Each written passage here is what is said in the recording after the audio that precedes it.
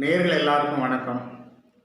ஆங்கில இலக்கண வகுப்புகளில் மீண்டும் உங்கள் எல்லாரையும் சந்திக்கல ரொம்பவே சந்தோஷமாக இருக்குது. லாஸ்ட் கிளாஸில் வந்து ப்ரெசன்ட் பர்ஃபெக்ட் அப்படின்றத பார்த்தோம். 2 வகுப்பு வந்து ப்ரெசன்ட் பர்ஃபெக்டே பார்த்தோம். ஹேவ் ஹேஸ் யூஸ் பண்ணி பார்த்தோம், ப்ளஸ் பாஸ்ட் பார்ட்டிசிபிள். அது வந்து ரீசன்ட்லி கன்க்ளூடட் ஈவெண்ட்ஸ் அப்படின்ற மாதிரி பார்த்தோம். நிறைய விஷயங்கள் பார்த்தோம் இல்லையா?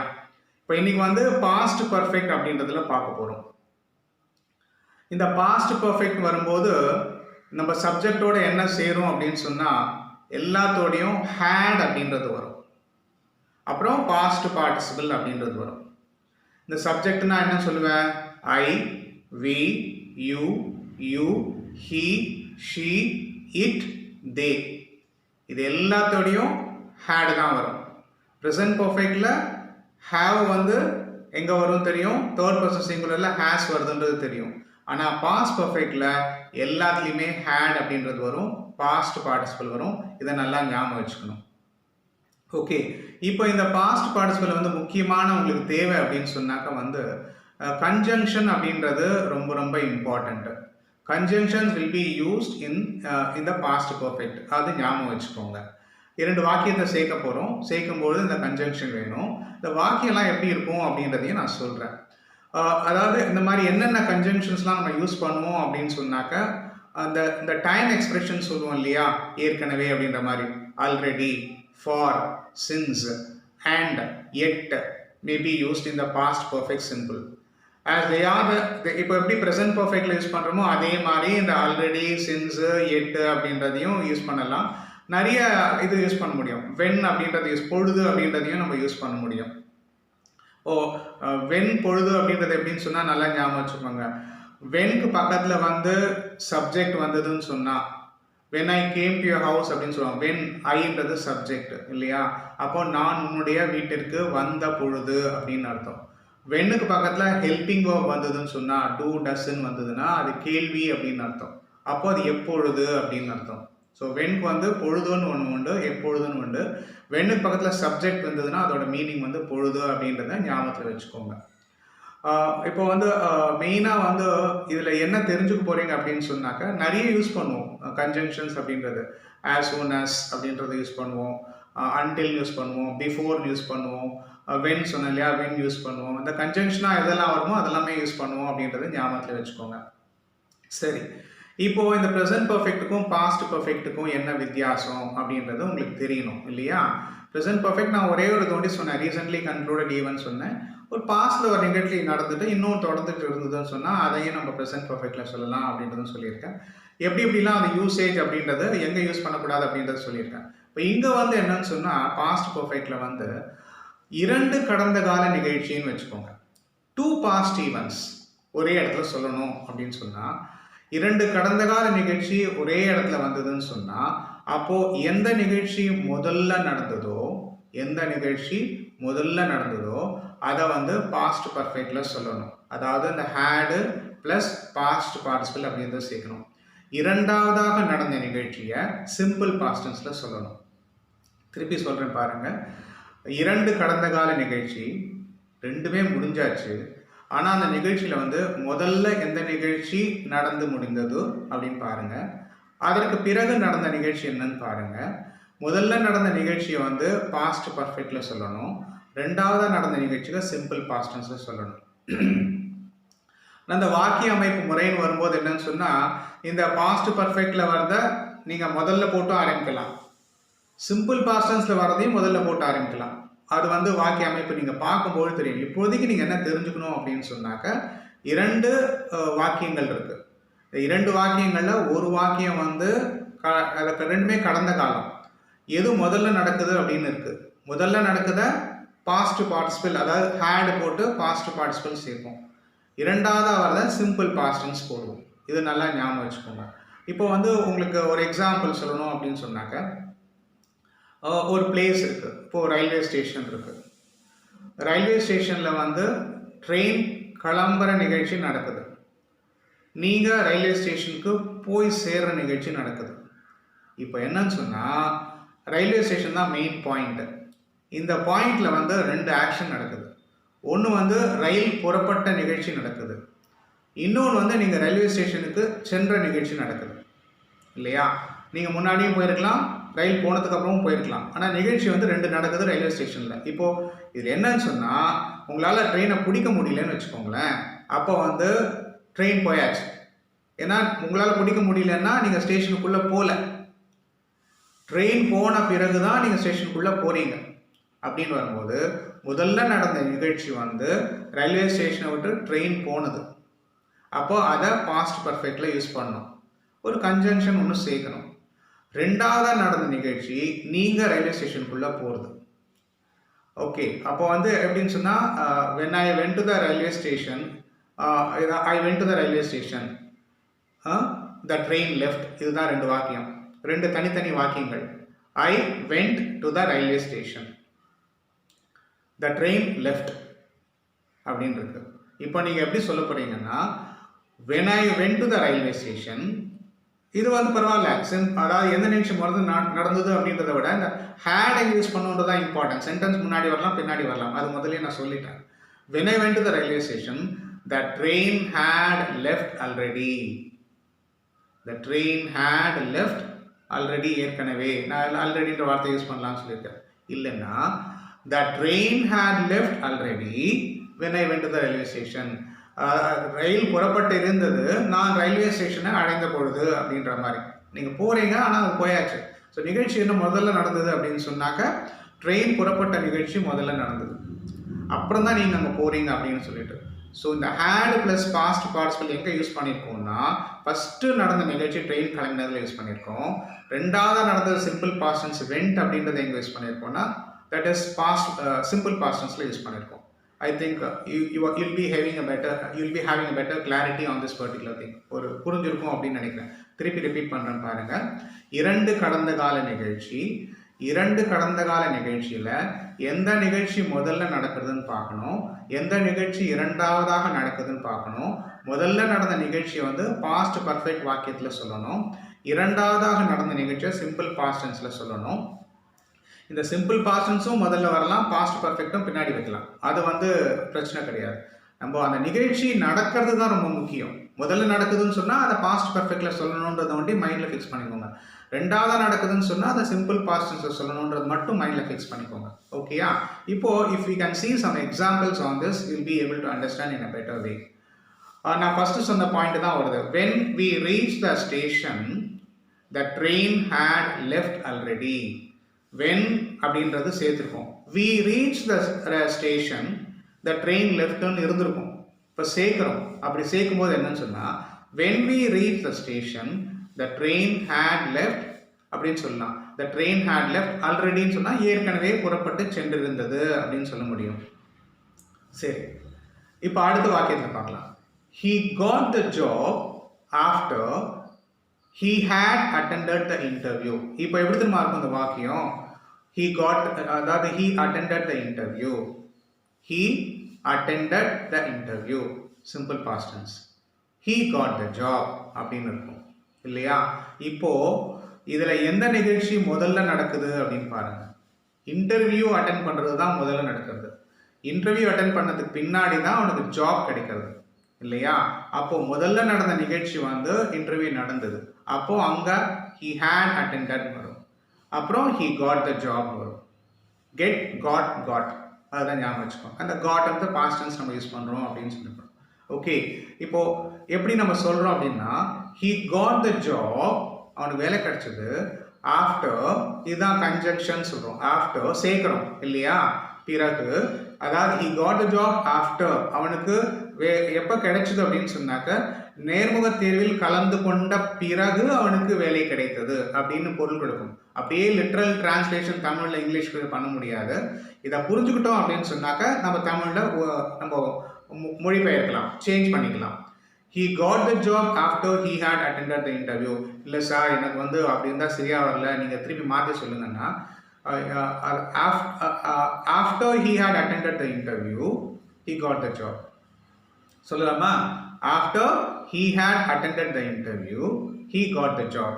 நீங்கள் சொன்ன மாதிரியே அவர் நேர்முக தேர்வில் கலந்து கொண்ட பிறகு, முதல்ல வந்துட்டு ஆஃப்டர், கலந்து கொண்ட பிறகு he got the job அப்படின்னு சொல்லலாம். அவருக்கு வேலை கிடைத்ததுன்னு சொல்லலாம். I went to the shop at 6 o'clock, but they had closed the shop அப்படின்னு சொல்கிறோம். ஐ went to the shop at 6 o'clock. நான் 6 மணிக்கு ஷாப்புக்கு போனேன், சூப்பர் மார்க்கெட்டுக்கு போனேன். நீங்கள் போய் பார்க்குறீங்க, அது மூடி இருக்குது அப்படின்னு சொன்னால், அந்த மார்க்கெட்டு கிட்ட நீங்கள் போய் சேர்றீங்க இல்லையா, அதுதான் வெண்ட் அப்படின்னு அர்த்தம். நீங்கள் போகிறீங்க அப்படின்னு அர்த்தம். ஆனால் அங்கே ஏற்கனவே ஒரு செயலை முடிச்சுட்டாங்க, கதவை மூடிட்டாங்க அப்படின்னு சொன்னால், நீங்கள் அங்கே போகிற செயல் முதல்ல நடந்ததா, கதவை மூடிய செயல் முதல்ல நடந்ததா? கதவை மூடிய செயல். So they had close the shop அப்படின்னு வரும், ஹேடு க்ளோஸ்டுன்னு வரும். எப்படி சொல்லலாம்னாக்க, I went to the shop at 6 o'clock, but they had close the shop. They had close the door or close the ஷாப்னு வச்சுக்கலாம். கதவை மூடினார்கள், கடையை மூடினார்கள், எப்படி வேணாலும் வச்சுக்கலாம். இதை மாற்றி சொல்லணும் அப்படின்னு சொன்னாக்க, they had close the shop. இங்கே நான் பட் யூஸ் பண்ணிக்கிறதுனால கொஞ்சம் மாற்றி சொல்லியிருக்கேன், திருப்பி சொல்கிறேன் பாருங்கள். They had close the shop when I went to the shop at 6 o'clock அப்படின்னு சொல்லலாம். இல்லைன்னா I went to the shop at 6 o'clock, ஆனால் they had closed the door, they had closed the shop, but அப்படின்ற conjunction use பண்ணியிருக்கோம். So Wayne வரும்போது முதல்ல use பண்ணியிருக்கோம், but வந்து நடுவில் யூஸ் பண்ணியிருக்கோம். அதனால கொஞ்சம் மாற்றி போட்டிருக்கோம். I finished my homework. I finished my homework. Manikandan came to my house. இப்போ என்னன்னு சொன்னால், மணிகண்டன் உங்கள் வீட்டுக்கு வராரு, நீங்கள் உங்கள் ஹோம்ஒர்க்கை ஃபினிஷ் பண்ணிட்டீங்க. இதில் என்ன தெரிஞ்சுக்கணுன்னா, அந்த இடத்துல மணிகண்டன் முதல்ல வரது நடந்ததா, நீங்கள் ஹோம்ஒர்க்கை ஃபினிஷ் பண்ணது முதல்ல நடந்ததா? ஓகேயா? ஸோ எப்படி சொல்கிறீங்க, when Manikandan came to my house, அவன் வீட்டுக்கு வந்த பொழுது, I had finish my homework, நான் என்னோட ஹோம்ஒர்க்கை ஏற்கனவே முடித்திருந்தேன் அப்படின்னு சொல்லலாம். I had finished my homework already அப்படின்னு சொல்லலாம். So again, I just want to stress upon this is that interchange of the sentences importance கிடையாது. Only thing வந்து ஆக்ஷன் எது முதல்ல நடந்தது அப்படின்றது தான், ஆக்ஷன் எது ரெண்டாவதாக நடந்ததுன்றது தான். ஆக்ஷன் முதல்ல நடந்த வாக்கியத்தை வந்து நம்ம பாஸ்ட் பர்ஃபெக்டில் சொல்லுவோம், ஹேட் ப்ளஸ் பாஸ்ட் பார்ட்டிசிபிள். இரண்டாவதாக நடந்ததை சிம்பிள் பாஸ்ட் டென்ஸை சொல்லுவோம். கன்ஜங்ஷன் வந்து முன்னாடி சேர்க்கலாம், நடுவுலையும் சேரும் அப்படின்றத ஞாபகத்தில் வச்சுக்கோங்க. ஓகேயா? இப்போ நான் கொஞ்சம் வேகமாக போகிறேன், நீங்கள் புரிஞ்சுக்கோங்க. I received the interview letter after it had been over. இன்டர்வியூலாம் முடிஞ்சதுக்கு முன்னாடி லெட்டர் வருது அப்படின்னு சொன்னால், இன்டர்வியூ நடந்து முடிஞ்ச பின்னால் எனக்கு வந்து லெட்டர் கிடச்சிது. போஸ்ட்மேன் கொடுக்காம போயிருப்பான், பக்கத்து வீட்டில் கொடுத்துருப்பான், யாரும் திருப்பி கொடுக்காம போயிருப்பாங்க இல்லையா? So I receive the interview letter after it had been over. இட்டுன்றது அந்த இன்டர்வியூ குறிக்கிறது. It had been over, had வருது, பீன் அப்படின்றது பாஸ்ட் பார்ட்டிசிபிளாக நம்ம போட்டிருக்கோம் இங்கே. I receive the interview letter after it had been over. When we went to Ramesh house he had gone out. When we went to Ramesh house he had gone out. நீங்கள் ரமேஷ் வீட்டுக்கு போகிறீங்க, ரமேஷோட வீடு தான் மெயின் பாயிண்ட்டு. நீங்கள் அங்கே போகிற சமயத்தில் ரமேஷ் இல்லை அப்படின்னு சொன்னால், அங்கே என்ன நிகழ்ச்சி முதல்ல நடந்தது? ரமேஷ் வெளியில் போன நிகழ்ச்சி தான். ஏன்னா அவர் இல்லைங்க, அப்புறம் தான் நீங்கள் போகிறீங்க இல்லையா? நீங்கள் அவர் இருந்தாருன்னா நீங்கள் வந்து அவரை பிடிச்சிட்டீங்கன்னு அர்த்தம். அப்போ அங்கே பிரச்சனை கிடையாது. இப்போ நீங்கள் போகிறீங்க, அங்கே அவர் இல்லை அப்படின்ற இடத்துல, அந்த இடத்துல எந்த நிகழ்ச்சி முதல்ல நடந்தது, எந்த இடத்துல ரெண்டாவது நிகழ்ச்சி நடந்தது, ரமேஷ் வீட்டுக்கிட்ட அப்படின்ற மாதிரி அர்த்தம். ஷாப் கிட்ட, ஸ்டேஷன் கிட்ட, ஸ்டேஷனில் அப்படின்னு அர்த்தம். அதை மைண்டில் ஃபிக்ஸ் பண்ணிக்கோங்க. I went to the supermarket at 7:45 PM. நான் 7:45 சூப்பர் மார்க்கெட்டுக்கு போகிறேன். But they had closed it by 7:30. இப்போது சூப்பர் மார்க்கெட்டுக்கு 7:45 போன நிகழ்ச்சி முதல்ல நடந்ததா, 7:30 மணிக்கு கதவை மூடின நிகழ்ச்சி முதல்ல நடந்ததா? இல்லையா? அப்போது 7:30 மணிக்கு கதவை மூடினது தான் முதல்ல நடந்தது. அப்போது நீங்கள் அந்த இடத்துல ஹேட் போடணும். எப்படி சொல்லலாம்? I went to the supermarket at 7:45 PM, but they had closed it at 7:30 PM. அவங்க 7:30 மணிக்கே மூடி இருந்தார்கள் அப்படின்னு சொல்லுவோம் நம்ம. He passed in distinction because he had really worked hard. அவன் டிஸ்டிங்ஷனில் பாஸ் பண்ணான், ஏன்னா அவன் கடினப்பட்டு உழைத்தான். இப்போ கடினப்பட்டு உழைத்த நிகழ்ச்சி முதல்ல நடந்ததா, அவன் டிஸ்டிங்ஷனில் பாஸ் பண்ணது நடந்ததா? கடினப்பட்டு உழைத்த நிகழ்ச்சி முதல்ல நடந்தது. கடினப்பட்டு உழைத்ததால் அவன் டிஸ்டிங்ஷனில் பாஸ் பண்ணான், யூனிவர்சிட்டி ரேங்க்ல வந்தான் அப்படின்னு சொல்ல முடியும் இல்லையா?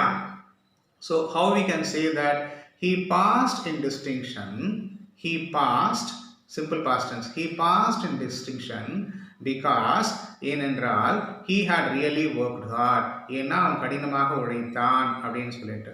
ஸோ நல்லா ஞாபகம் வச்சுக்கோங்க, he past and distinction simple past tense, he had really worked hard வந்து past perfect. ரெண்டுத்தையும் சேர்க்கிற பாலம் வந்து conjunction because அப்படின்றது. when the doctor came the patient had died அப்படின்னு சொல்கிறோம். ஒரு பேஷண்ட்டுக்கு உடம்பு சரியில்லை அப்படின்னு சொல்லிட்டு டாக்டர் கூட்டிகிட்டு வராங்க. கூட்டிகிட்டு வர பார்க்கும்போது பேஷண்ட் வந்து ஏற்கனவே இறந்திருந்தார் அப்படின்னு சொல்கிறோம். அப்படின்னா அங்கே இறந்த நிகழ்ச்சி முதல்ல நடந்ததா, அங்கே டாக்டர் போன நிகழ்ச்சி முதல்ல நடந்ததா அப்படின்னு பாருங்கள். ஸோ டாக்டர் வந்து ரெண்டாவது தான் போகிற, பேஷண்ட் இறந்து போயிட்டார் அப்படின்னு சொல்லலாம் இல்லையா. இந்த டைம் ஆஃப் ஆக்ஷன் வந்து கொஞ்சம் லேட் ஆயிடுச்சு அப்படின்றதுனால எப்படி சொல்லலாம், when the doctor came the patient had died, அவர் இறந்திருந்தார், பார்க்கறதுக்கு முன்னாடி இறந்து போயிட்டாரு அப்படின்னு சொல்லலாம். before I went to the theater the picture had started. நீங்கள் தியேட்டருக்கு வந்து 6:30 மணிக்கு போகிறீங்க, இல்லைன்னா 7 மணிக்கு போகிறீங்க, ஆனால் 6:30 மணிக்கு சினிமா ஆரம்பிச்சிட்டாங்க இல்லையா. அப்போ சினிமா ஆரம்பித்த நிகழ்ச்சி முதல்ல நடக்குது, நீங்கள் தியேட்டருக்கு போகிறது ரெண்டாவது நடக்குது. ஸோ முதல்ல ஆரம்பித்த நிகழ்ச்சியை வந்து பாஸ்ட் பர்ஃபெக்டில் சொல்லணும், ரெண்டாவது நடந்த நிகழ்ச்சியை சிம்பிள் பாஸ்ட் டென்ஸில் சொல்லணும். எப்படி சொல்லலாம், before I went to the theatre, நான் தியேட்டர் போகிறதுக்கு முன்னாடி அப்படின்னு சொல்லலாம். த பிக்சர் ஹேட் ஸ்டார்டட், அந்த படம் துவங்கி இருந்தது அப்படின்னு சொல்ல முடியும். The picture had started before I went to the தியேட்டர்னு அந்த சென்டென்ஸை மாற்றியும் சொல்லலாம். ஸோ அதில் உங்களுக்கு கன்ஃபியூஷன் வேண்டாம், முன்ன பின்ன போட்டுக்கலாம். பட் மெயின் என்னன்னு சொன்னால் நிகழ்ச்சின்னு தான் முக்கியம். எது முதல்ல நடந்தது, எது ரெண்டாவது நடந்தது. முதல்ல நடந்தது பாஸ்ட் பர்ஃபெக்ட், ரெண்டாவது நடந்தது சிம்பிள் பாஸ்ட். இதை ஏன் நான் திருப்பி சொல்கிறேன்னா, முதல் தடவை புரியலன்னா ரெண்டாவது தடவை புரியும், ரெண்டாவது தடவை புரியலன்னா மூணாவது தடவை புரியும், மூணாவது தடவை புரியலன்னா கண்டிப்பாக நாலாவது தடவை புரியுன்றதுனால திருப்பி சொல்லிட்டு இருக்கேன். சில பேருக்கு வந்து என்னடாத ரெப்பிட்டேஷன் சொல்லி தோணும், சில மாணவர்களுக்கு இது தேவைப்படுவதால் நம்ம நிச்சயமாக அந்த சப்ஜெக்ட் போய் சேரணுன்றதுனால இன்னும் கொஞ்சம் டீட்டெயிலாக சொல்கிறோம், கொஞ்சம் பொறுத்து கொள்ளுவோம் அப்படின்றத சொல்கிறேன். I went to the bus stand at 8 a.m. but the bus had left already at 7:50 a.m.